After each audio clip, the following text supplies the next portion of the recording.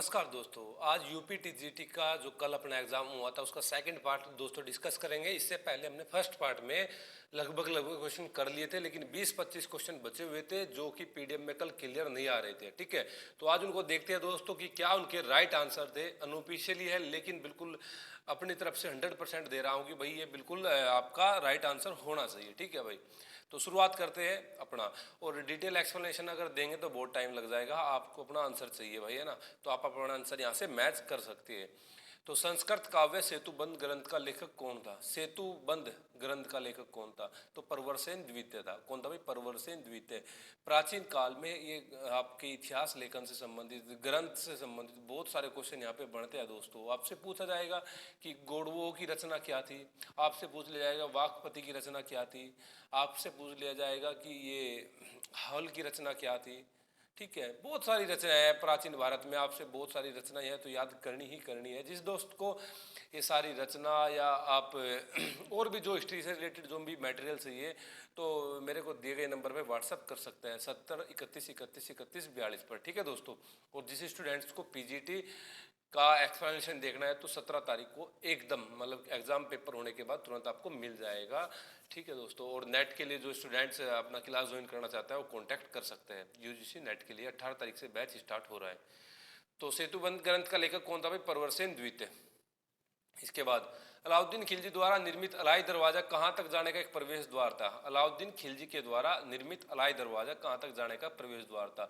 भाई ये कुव्वत उल इस्लाम मस्जिद, यानी कुव्वत उल इस्लाम मस्जिद जो कि कुतुबुद्दीन ऐबक ने दिल्ली में बनवाई थी और पहली तुर्की मस्जिद थी।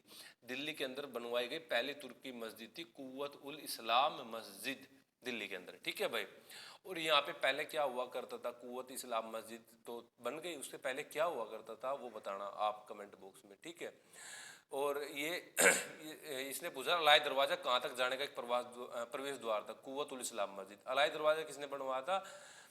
अलाउद्दीन खिलजी ने। किसने भाई? अलाउद्दीन खिलजी ने। सीरी का किला, अलाई दरवाजा, है ना, घोड़े की मेहराब इसमें बनी हुई थी, उसकी मेहराब की नाड़, है ना, और पहली वैज्ञानिक पद्धति का प्रयोग इसमें किया गया था, इसमें अलाउद्दीन दरवाजा, इसमें अलाई दरवाजे के अंदर। ठीक है भाई, और कई सारी स्थापत्य कला जिसमें कुतुबुद्दीन ऐबक, इल्तुतमिश, हम देखते हैं कि भाई ये स्थापत्य कला से कौन रिलेटेड था।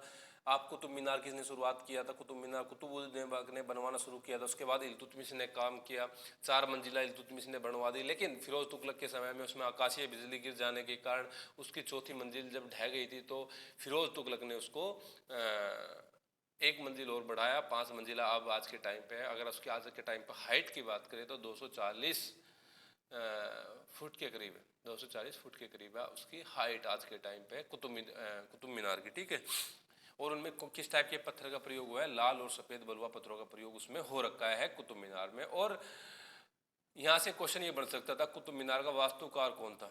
कुतुब मीनार का वास्तुकार वो था फजल अबुल इब्न माली। फजल अबुल इब्न मालिक कुतुब इसका कुतुब मीनार का वास्तुकार था। ठीक है दोस्तों, 2.5 दिन का झोपड़ा ये अजमेर में बनाता है। वहाँ पे पहले एक विद्यालय होता था जिसका निर्माण जो आप किसने कराया था? विद्यालय का निर्माण वो कराया था आपका विग्रहराज चतुर्थ के द्वारा। ठीक है भाई, नेक्स्ट क्वेश्चन देखो। निम्नलिखित में से किस चोल शासक ने सुमात्रा और मलाया पर विजय प्राप्त की थी? सुमात्रा और मलाया पर विजय राजेंद्र प्रथम ने। चोल वंश से काफी क्वेश्चन बने हुए थे दोस्तों, चोल वंश से काफी क्वेश्चन बने हुए थे और जो इंपोर्टेंट भी आपके आगामी पीजीटी के लिए। चोल वंश राजेंद्र प्रथम की उपाधि थी भाई, सुमात्रा और मलाया पर इसने विजय प्राप्त की थी। इसको गंगकोंड बोला गया। क्या? गंगकोंड, क्योंकि इसने गंगा घाटी अभियान किया था। उत्तर में आता है जब ये यहाँ पे अभियान करते तो इसको तभी गंगकोंड बोला गया। कई सारी उपाधि थी। कौन कौन सी विजय की कल के पेपर में डिस्कस किया था। संपूर्ण श्रीलंका का विजय किसने किया था? तो राजेंद्र प्रथम ने किया था, है ना। तो और आप उपाधि आप बता सकते हैं, वीर राज प्रथम की उपाधि क्या थी, वीर राजेंद्र की उपाधि क्या थी। इन शासकों का ऑर्डर भी याद करना है दोस्तों। ठीक है, जैन ग्रंथ कुवलयमाला का लेखक कौन था? उद्योतन सूरी। कौन था? उद्योतन सूरी, जैन ग्रंथ। नेक्स्ट था भाई मंगल पांडे किस विद्रोह से संबंधित है? बैरकपुर विद्रोह से, 1857 की क्रांति से संबंधित है दोस्तों। तो एक बार एक्सप्लेनेशन के दिए बिना ही इसको अपना राइट आंसर आप चेक कर लीजिए ना भाई। किस चोल शासक ने मदुरैकोंड और मदुराकांतक उपाधियों को धारण किया था? कुलोत्तुंग प्रथम ने। किसने? सॉरी रोंग, कुलोत्तुंग प्रथम नहीं होगा इसका। मदुरैकोंड और मदुराकांतक की जो उपाधि थी वो किसकी थी? प्रांतक प्रथम की थी। किसकी थी भाई? प्रांतक प्रथम की ये उपाधि थी। ठीक है भाई, और चोल संस्थापक विद्यालय था। और आदित्य प्रथम की उपाधि आप बताओ क्या थी भाई। ठीक है, नेक्स्ट क्वेश्चन था 25, यानी कि जो बच गए थे। कौन सी मस्जिद भारत में तुर्की मस्जिद पहली बनी? कुव्वत उल इस्लाम मस्जिद। कौन सी भाई? कुव्वत उल इस्लाम मस्जिद पहली तुर्की मस्जिद थी। 18 मस्जिद कहाँ पे है? जौनपुर में है, जो कि सरकी वंश के शासकों ने बनवाई। समरकंद के मोहम्मद नादिर और मोहम्मद मुराद किसके शासनकाल में आए थे? चित्रकार से अगर क्वेश्चन लगभग बनता है तो जहांगीर और अकबर से ही आंसर देना आपने उचित रहेगा। और नादिर, मुराद, अबुल हसन और ये क्या आपका फर्रुख बेग है ना, ये कई सारे जो चित्रकार थे किसके समय में थे? जहांगीर के समय में थे। और अकबर के समय में कौन थे? दसवंत, बसावन और ये मिस्किन, फर्रुख बेग बीच में भी था, है ना। और आपसे पूछ रहे सांवल दास, तो बहुत सारे चित्रकार थे दोस्तों, जब डीपली पढ़ेंगे तो कर लेंगे डिस्कस, है ना। गविष्टि क्या था? गायों के लिए गविष्टि एक कर होता था या संघर्ष होता था? इसका लगता है भाई मुझे गायों के लिए होने वाले संघर्ष को गविष्टि बोलते थे। ठीक है। निम्नलिखित किस शासक के समय में जोरों का दर्शन बंद हो गया? अकबर ने शुरुआत की थी, औरंगजेब ने बंद कर दिया था। कौन सा अधिकारी अपने प्रांत के जिलों का संग्रहण को नियंत्रित करता? समाहर्ता। समाहर्ता क्या होता था? राजस्व विभाग के अधिकारी होते थे समाहर्ता। और सन्निधाता क्या होते थे? कोषाध्यक्ष होते थे। ठीक है भाई।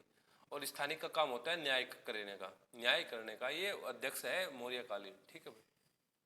लेखन के आधार पर निम्नलिखित अशोक के स्तंभों में से कौन सा सबसे प्राचीन था और सबसे सुरक्षित भी है? सबसे सुरक्षित स्तंभ लोरियानंदनगढ़। अमरावती का महास्तूप मूल रूप से किस काल में स्थापित हुआ? अमरावती का महास्तूप जो दोस्तों हुआ है वो अशोक के काल में। किसके काल में? अशोक के काल में स्थापित हुए। ये कुछ क्वेश्चंस थे दोस्तों, जो बचे हुए क्वेश्चंस थे अपने यहाँ पे हमने डिस्कस किया। आप देख सकते हैं कि अपने आंसर कितने सही है और कितने अपना स्कोर बन रहा है। सभी अपना एक यूपी टीजीटी का जो अपना आंसर की में स्कोर बन रहा है दोस्तों, अपना स्कोर सेंड करना, तो एक एनालिसिस लग जाएगा उससे कि भाई कट ऑफ आपकी कहाँ तक जा सकती है और कितना स्कोर आपने किया तो आप कहाँ तक सेफ है, और आपको यूपी पीजीटी के अंदर क्या पढ़ना है। क्योंकि ज़्यादातर स्टूडेंट जो जिसने टीजीटी दिया है वो पीजीटी भी दे रहा है।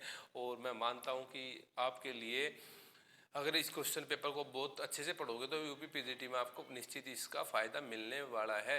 आप अच्छे से, जिस स्टूडेंट के पास पेपर नहीं है तो व्हाट्सअप कर सकता है, मैं उसको पीडीएफ भी सेंड कर दूंगा। जो स्टूडेंट पेपर चाहता है कि भाई ये पेपर टीजीटी का नहीं दिया है और उसको स्टूडेंट को पेपर चाहिए, ठीक है, मैं सेंड कर दूंगा।